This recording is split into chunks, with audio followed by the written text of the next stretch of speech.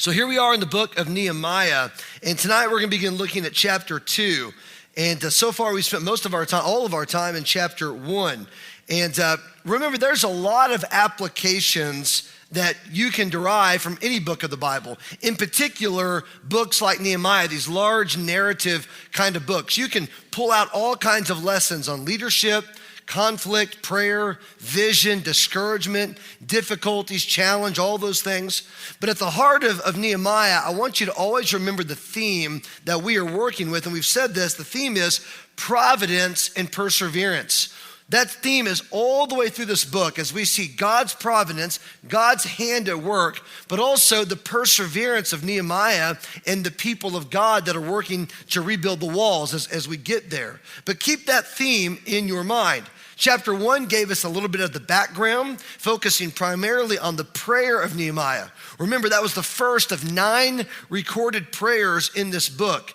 And that shows that Nehemiah was a man of earnest prayer. Last time we looked at that prayer and we learned lots of things from that. If you didn't get to hear that message, I encourage you to listen online. It was a strong reminder about what earnest prayer should look like. But what was Nehemiah really about? Well, what was he burdened about? What was he praying about? Well, he was praying about his city, Jerusalem. He was praying about his people, the Jews, who were both in disarray. Remember, God's people at this point in time had been scattered and were in exile. Some of the Israelites had returned in 2 previous kind of expeditions under 2 different leaders, Zerubbabel and Ezra. And there was a third return about to happen under Nehemiah. This group was going to go back with Nehemiah's leadership and restore the city's walls and hopefully bring hope to the people as they repented of their sin and turned to God. Nehemiah received this vision from God when he heard the report of the Israelites and of the city of Jerusalem. He was broken about the condition, and so he wanted to do something about it, so he began to pray. And what God was going to put on his heart, this mission of rebuilding the walls, was going to require some mighty movements of God, especially in the heart of the king of Babylon, King Artaxerxes. Now, don't forget, according to Nehemiah chapter 1, verse 11, it says that he was the cupbearer to the king.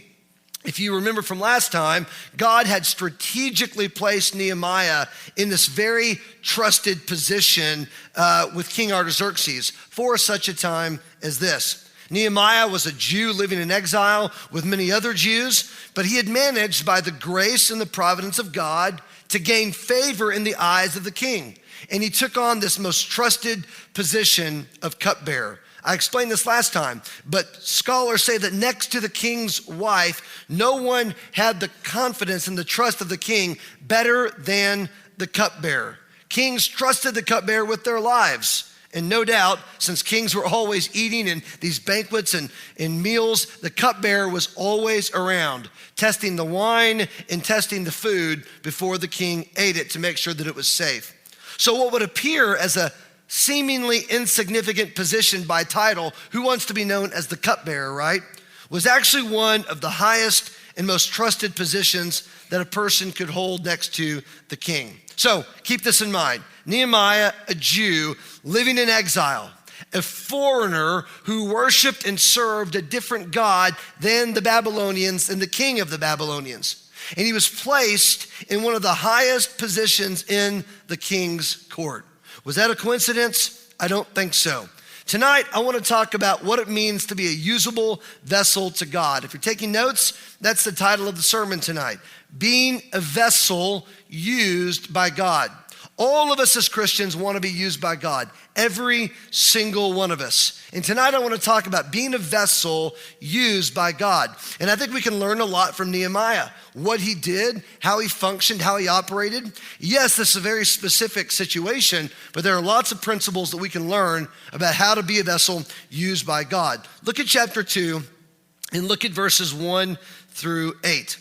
It says, in the month of Nisan, in the 20th year of King Artaxerxes, when wine was before him, I took up the wine and gave it to the king. Now, I had not been sad in his presence. And the king said to me, why is your face sad, seeing you are not sick? This is nothing but sadness of the heart. Then I was very much afraid. I said to the king, let the king live forever. Why should not my face be sad when the city, the place of my father's graves, lies in ruins and its gates have been destroyed by fire?" Then the king said to me, "What are you requesting?" So I prayed to the God of heaven, and I said to the king, "If it pleases the king, and if your servant has found favor in your sight, that you send me to Judah, to the city of my father's graves, that I may rebuild it." And the king said to me, the queen sitting beside him, "How long will you be gone, and when will you return?" So it pleased the king to send me when I had given him a time. And I said to the king, "If it pleases the king, let letters be given to me to the governors of the province beyond the river, that they may let me pass through until I come to Judah. And a letter to Asaph, the keeper of the king's forest, that he may give me timber to make beams for the gates of the fortress of the temple, and for the wall of the city, and for the house that I shall occupy." And the king granted me what I asked, for the good hand of my God was upon me. There are many different ways that we can approach this passage, and there's lots and lots of application here. But I want to make kind of a broad brushing point, one point, and then I want to talk about some specific things of how we can be a vessel used by God. So here's the very first thing I really want you to write down, and I want you to see this is a great principle. I think it's good for us to remember. It's this: leadership and relationship are inseparable. Write that down. Leadership and relationship are inseparable. I bet in this room tonight, there's lots of people in many different positions of leadership. Some are leaders in their school, some are leaders, of course, in community, in the church, and then some are leaders in their jobs. But I'd venture to say that many of us in this room are in some form of a leadership position. One of the things I want to talk about tonight, though, is this: leadership and relationship are inseparable. The two go hand in hand, at least according to the way God does things. For the Christian, leadership is really about a relationship with God and relationships with others. We as Christians want to lead people spiritually. And the way that we do that is by having a right relationship with God, which hopefully would lead to a right relationship with others. So before I zoom in on this relationship with others, I want to talk for a minute about relationship with God, because that's where I think all leadership flows from in the Christian life. J. Oswald Sanders wrote a book called Spiritual Leadership. If you've never read it, you should. It's a tremendous classic staple of a book about leadership, spiritual leadership. In the book, he says this: spiritual leadership requires superior spiritual power, which can never be generated by the self.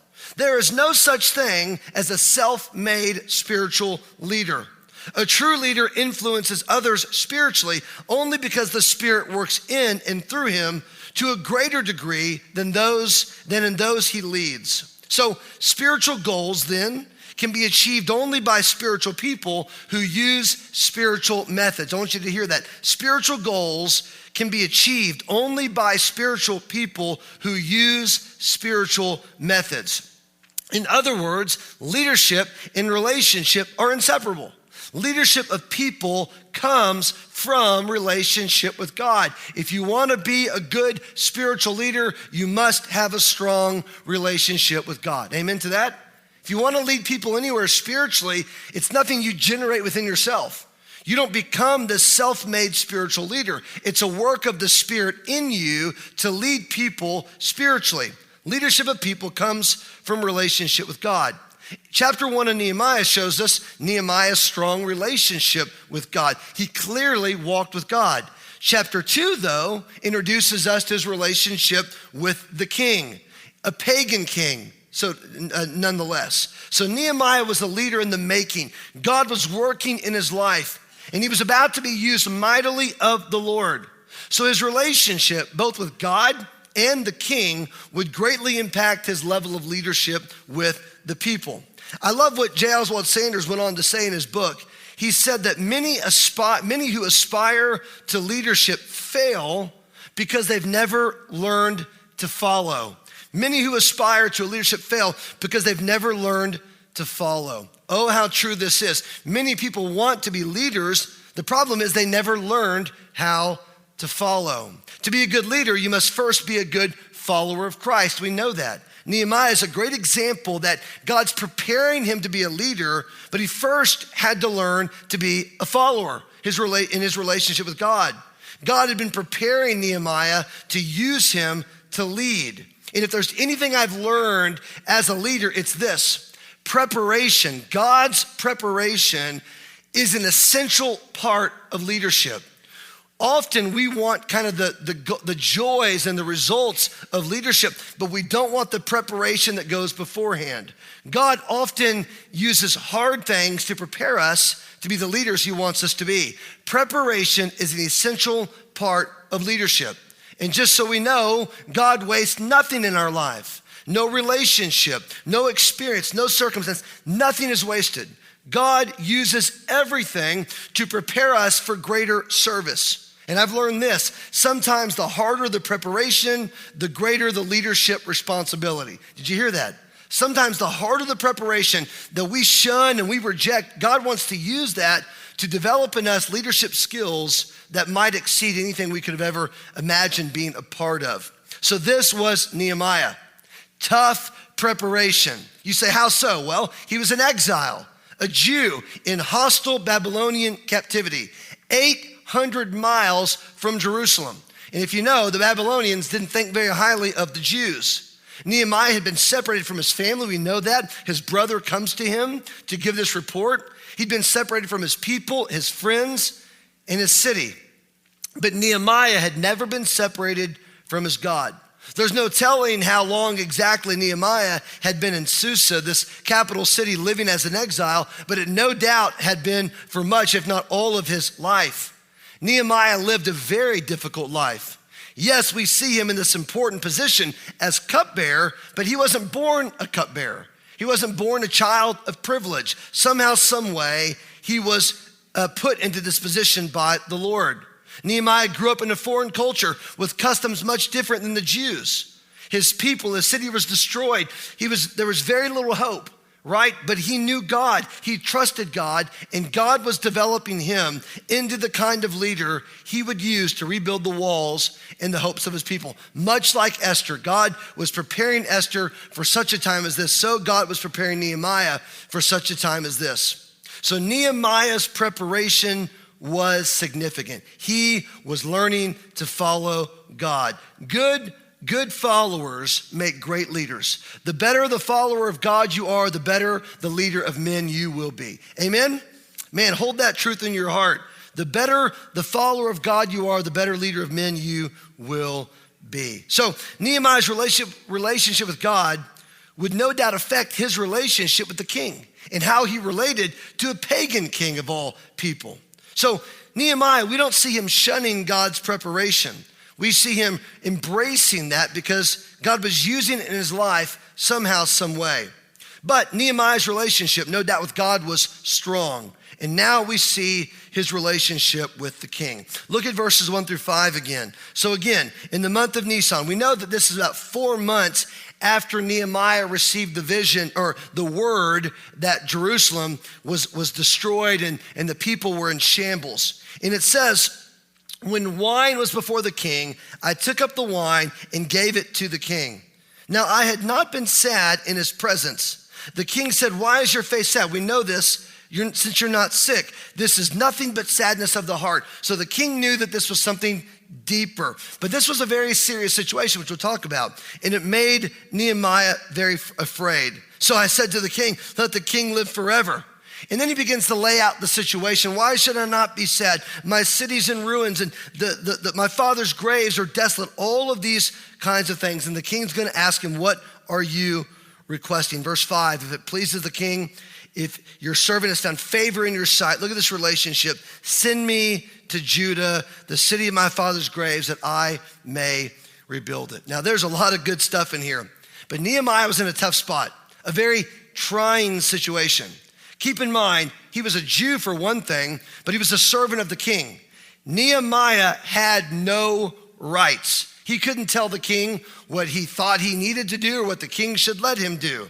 The kings of Persia were absolute rulers. Their word was law. The Persian kings also had a reputation for being impossible to deal with and being cruel. They trusted very few people. Since their policies, their oppressive policies, were represented by many of those that they ruled, they were always in danger of assassination or revolt. So kings were very suspicious of people, and they trusted very few. Any suspicion of wrong motives or an apparent lack of loyalty was met with severe consequences, usually death. If the king had any suspicion that you were not supporting him or loyal to him, it was off with the head. Persian rulers did not like their subordinates to even be gloomy in their presence, because if they did, that was a sign that something was wrong, and that caused them to be suspicious. That's why Nehemiah says, I had not been sad in his presence. And when the king noticed it, Nehemiah said, I was very much afraid. Why would Nehemiah be afraid? Because anything that would provoke a king to be suspicious of some kind of foul play would cause Nehemiah's life to be in jeopardy. It was very unusual, though, for Nehemiah to be sad, and it put him in a very vulnerable position. Now, to make matters worse, this is important, this same king who heard of the problems of the Jews, he was the one who caused much of the work beforehand to stop. Hold your spot on Nehemiah and go back to Ezra chapter 4 very quickly. Go to Ezra 4. I want to read back to you. You remember that Ezra had led a group 13 years before this to rebuild the walls and to do the work.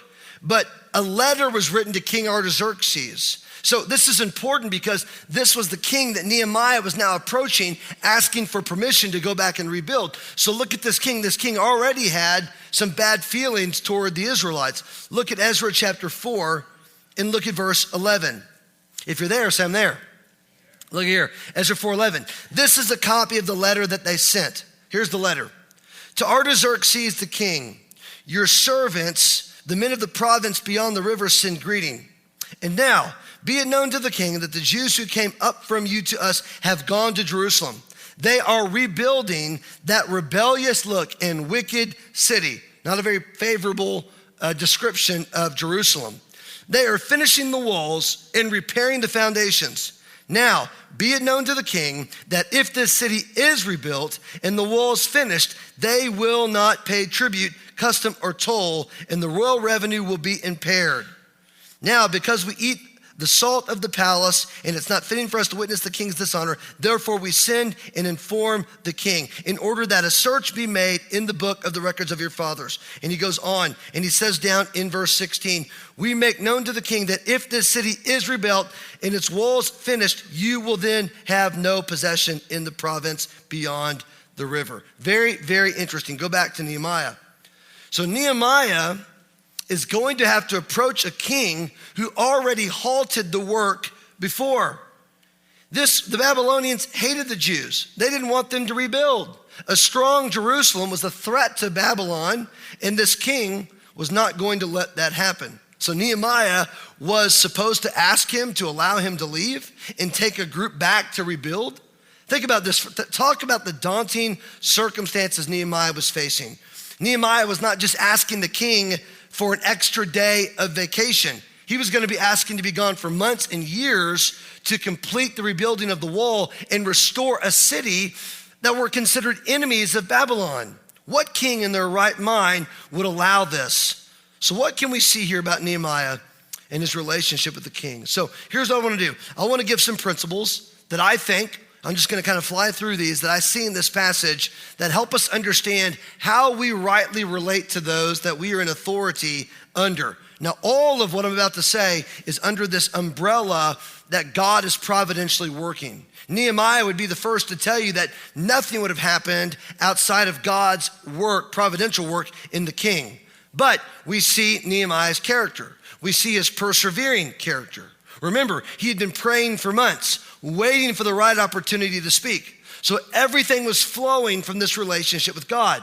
But what I want us to see is how that led him to relate better with this pagan king. Some of you have bosses who are unbelievers, and you have coaches or whatever, people in your life that are unbelievers. You say, how can me as a Christian relate to an unbeliever? God, how could you use me? Well, here are some things we can learn about those difficult relationships, in particular those that are in authority over us, especially if they are unbelievers. Here's the first thing I want us to see. So if you're taking notes, here are a few things that I think put us in a position to be used by God, especially in service to unbelievers that we are under their authority of. Look here, number one is this: loyalty and faithfulness. Write that down. Loyalty and faithfulness. The story, it doesn't make a great point of Nehemiah's loyalty, but it's there. His whole demeanor, as well as his success, presupposes it. He was loyal and he was faithful to the king. There is a clear level of trust and loyalty in Nehemiah's relationship with Artaxerxes. Nehemiah, get this, he had earned the right to speak in the king's presence. Nobody did this. You didn't share your personal feelings with the king. You didn't share with the king your burdens. Nehemiah had earned the right to speak in the king's presence. And let me just say this: trust is critical to relationships. If your boss doesn't trust you, you will never have a deep relationship there. If your spouse doesn't trust you, right, there will be no depth in that relationship. The level of relationship will never exceed the level of trust. We have to work to build and develop trust. See, it was highly unusual for Nehemiah to walk around sad in the king's presence, which is why the king noticed it. Nehemiah had never done that before. He says, since you're not sick, and this was not normally done, he says, what's the problem? What did he say back up in verse 2? He said, why is your face sad? This is nothing but sadness of the heart. Nehemiah, of course, says right then he was afraid. We've already talked about that. But look at his reply. Look what he says here. He says in verse 3, I said to the king, let the king live forever. This is great. In other words, he was reassuring the king. What's troubling me will not make me disloyal to you. He reassured the king right there, let the king live forever. Oh yes, this was an expected reply, but it was a reply rooted in relationship, loyalty, faithfulness, trust. Nehemiah wasn't being hypocritical. He wasn't being just formal. He was honoring the king, showing that he cared for the king and had the king's best interest at heart. He wanted the king to live. So in other words, Nehemiah is telling him that what's bugging me, whatever it is, won't make me disloyal to you. I think this is where many fail in the workplace and in relationships with those in authority over them. They underestimate the value and the importance of loyalty. If there is anything your superior needs to know in you, it's that you are loyal to him. This, of course, doesn't mean you support or endorse sinful behaviors. We know that our highest allegiance is to God. But keep in mind, Nehemiah was a follower of God. Artaxerxes was a pagan king. And somehow, Nehemiah remained loyal and faithful to him without compromising his convictions. So to be loyal doesn't mean that we appear to be loyal when we're actually opposed to what's happening, or that we are loyal to wrongly support actions. It merely means that as long as we're working for someone, we are loyal to that person that God has put us under. If we can't be loyal, we should seek employment elsewhere. But Nehemiah's loyalty put him in a unique position to be used of the Lord. Why? Because relationship and leadership go hand in hand. There's a second thing here. Write this down. He was loyal and faithful. Number 2 is this. Write down tactful. He was tactful. Nehemiah is a great example of being tactful. I think this is so good. Tact is missing in much of today's discourse. Just look at social media if you don't believe me, right? We say what we want, when we want, how we want, and we don't give thought to how that might be perceived. Notice how tactful Nehemiah was. When the king asked Nehemiah why he was sad, look here. He says, let the king live forever. And then there's this honest plea. I love this. He said, why should not my face be sad? When the city, verse 3, the place of my father's graves lies in ruins, and its gates have been destroyed by fire. He responds tactfully with an honest question, a heartfelt question. Now, Nehemiah could have looked at this opportunity. If the king asked him, what's the problem? Nehemiah could have used this opportunity to vent. He could have gone off on the king and said, oh, king, how could you do this to my people? And how could you let, he could have used this as an opportunity to vent and rant. Instead, he responded tactfully with an honest question. Very different than the way many of us respond in those types of situations. Nehemiah responded appropriately though, because his heart was right with God. See, we often, I know I do, I often respond wrongly in situations when my heart is not right with God. But when my heart is right with God, I'm better prepared to respond when something difficult happens.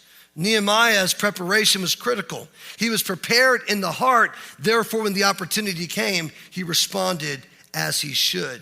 What's interesting though in verses 3-5, the way Nehemiah responded, this is so cool to me, the way Nehemiah responded didn't put the king on the defense. This was the same king who had halted the rebuilding of Jerusalem years before. So he could have been very defensive. Nehemiah is saying to him, all of these things, but my father's graves, they lie in ruins, that the gates have been destroyed by fire. And the king says in verse 4, then what are you requesting of me, right? He's asking him. And I love what Nehemiah says. He says, if it pleases the king, again, tact, if your servant has found favor in your sight, send me to the city to rebuild. Remember, the king would not normally have cared about someone's personal life. There were lots of Jews who were sad in Susa, but he had a relationship, a good relationship with Nehemiah, one that Nehemiah no doubt had developed through loyalty and faithfulness over the years. See, many people want in an instant what might take years to receive. Nehemiah had been waiting. He had been in Susa a long time. And therefore, God was preparing him. His faithfulness, his loyalty, his tact, his response allowed the king, listen, to sympathize with him and listen. This was not personal. This was personal to Nehemiah. It wasn't political. Nehemiah didn't respond in a political way, saying, I've got to go back and rebuild the army and do all these kinds of things. No, this was personal to Nehemiah. So the king didn't feel threatened. He didn't feel set up. Nehemiah tactfully treated this as a matter of personal grief, which the king, who could definitely identify with that, he's proud of his own city, proud of his own sisters, would surely understand. So Nehemiah says this great line. He says, verse 4, if it pleases the king, and if your servant has found favor in your sight. Wow, that's just beautiful. No demands. He wasn't demanding anything. He says, if his tact, his faithfulness, his loyalty shine through, no demands, no sarcasm, no ulterior motive, just an honest plea, and it resonated with the king. We can learn so much from that interaction. Write this down, another thing. Not only is tactfulness needed, the third thing is honesty and wisdom. Honesty and wisdom. Loyalty and faithfulness, tactfulness, honesty and wisdom. I think it's interesting. Scholars note this. You don't want to make too much of it, but Nehemiah was 100% honest.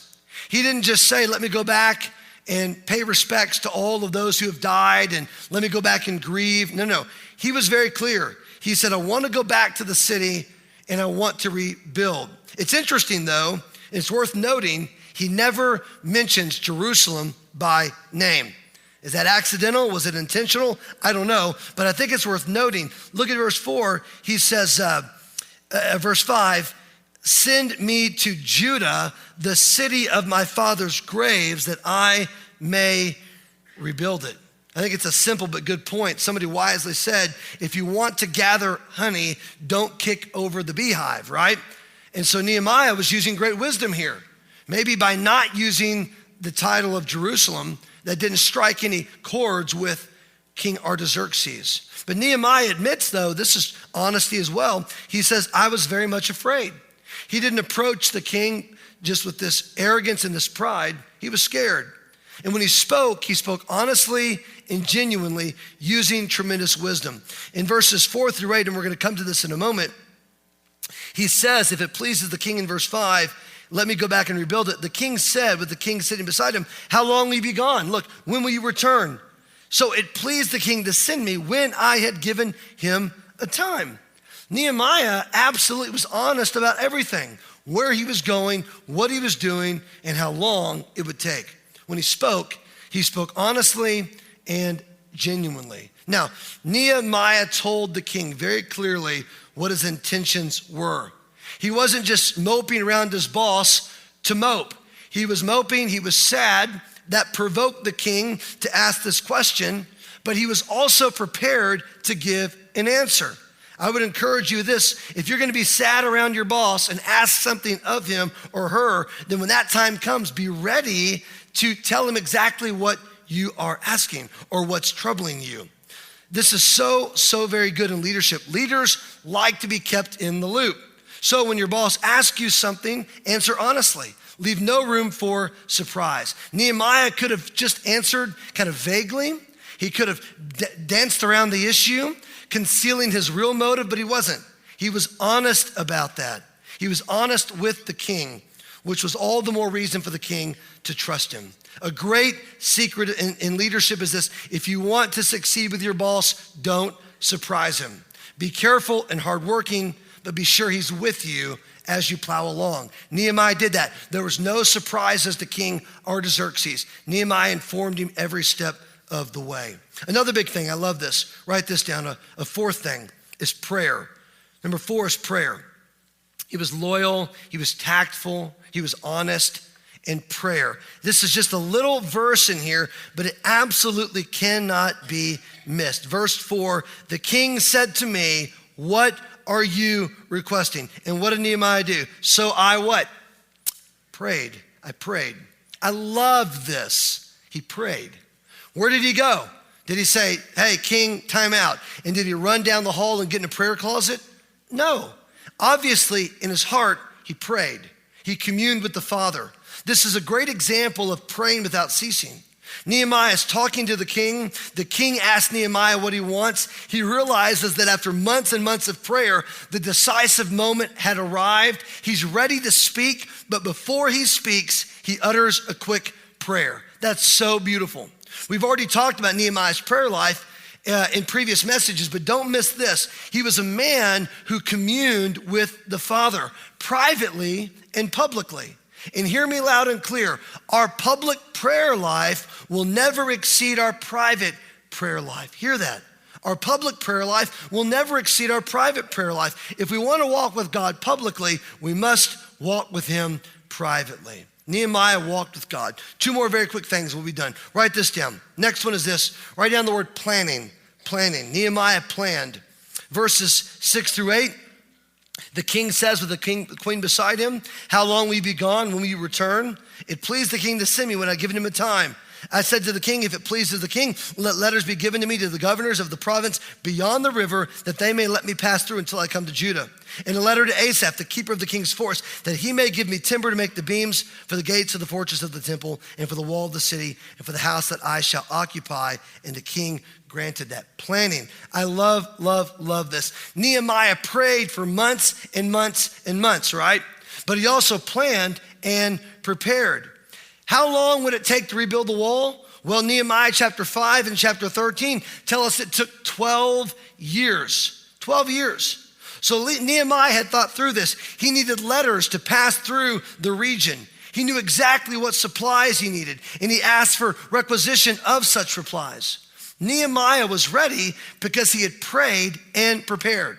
Think about in our lives. We can be guilty of praying without planning, and we can also be guilty of planning without praying. Both are needed. Providence and perseverance. Providence and prayer. Ask yourself, where do you fall short? Do you pray and not plan, or do you plan and not pray, or do you not do both, or do you do both? When Nehemiah's opportunity came, after 4 months, he was ready. In those 4 months, he didn't just pray and say, "God, you do this." He prayed, he planned, he prepared. That's why preparation cannot be undermined. At just this moment in time, God opened the door. Nehemiah was ready. The king says, "How long will you be gone?" He tells him. He says where he's going and what he's going to need to accomplish the mission. One final thing, write this down, verse 8. One final thing is dependence on God. The last thing is dependence on God. Look at verse 8. It says at the very end, the king granted me what I asked for. The king granted me what I asked, for the good hand of my God was upon me. You know, Nehemiah, remember, we're reading this and we are getting the privilege of reading it after it's happened, but Nehemiah also wrote this after it happened. Now, we say Nehemiah wrote it. Ezra may have written down what Nehemiah had written in a journal or something, but whoever was authoring this, Ezra or someone else, one of the scribes, they're writing it looking back. So remember that. This wasn't writing it as it really happened. It's looking back. Nehemiah is remembering this day. And if you're Nehemiah, you're thinking, man, that day could have gone one of multiple directions. When he stood before the king, if he was sad in the king's presence, the king could have ended his life. He could have kicked him out of the court and ended his life. But Nehemiah saw God's hand in every single thing. He says, the king granted me what I asked because God's hand was upon me. This could have gone bad in so many ways, but Nehemiah knew he was given success because he was dependent on God. That was Nehemiah, a man of deep relationship with God, which led him to deep relationship with the king, which ultimately would lead him to be a great leader of the people. Why? Because leadership and relationship are inseparable. They go hand in hand. My prayer is that each one of us would be prepared to be used by God, that we wouldn't shun the preparation. Maybe you're in a period of preparation right now, and you don't know when God's gonna open that door for you to speak or be used. Maybe you say, Jeremy, I've been praying for months, but are you planning? Maybe you've been planning and not praying.